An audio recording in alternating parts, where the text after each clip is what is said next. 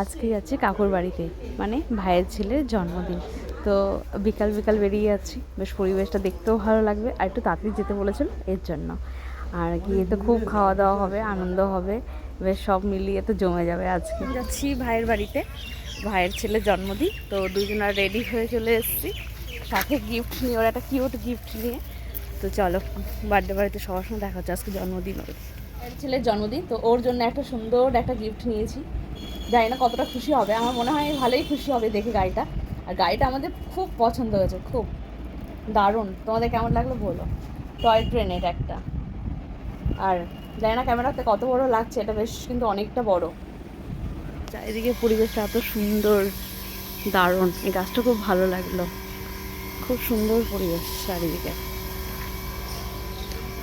প্রচুর গাছপালা আমাদের এখানে। দেখো কত কিউট একটা বিড়াল দেখা হলো।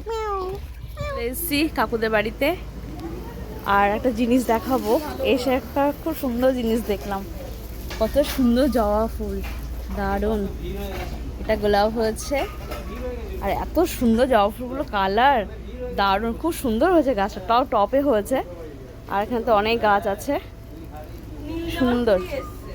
নীল জবার করিয়েছে, বাহ দারুণ, হেভি লাগছে, সুন্দর। ভাই রান্না করছে বিরিয়ানি, যা গন্ধ বেরিয়েছে, পুরো রাস্তা থেকে গন্ধ পাচ্ছি ওর রান্নার।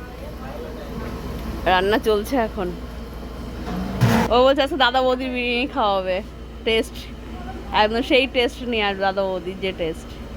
আর এই যে লিজার নাকি খুব শরীরটা খারাপ করেছে।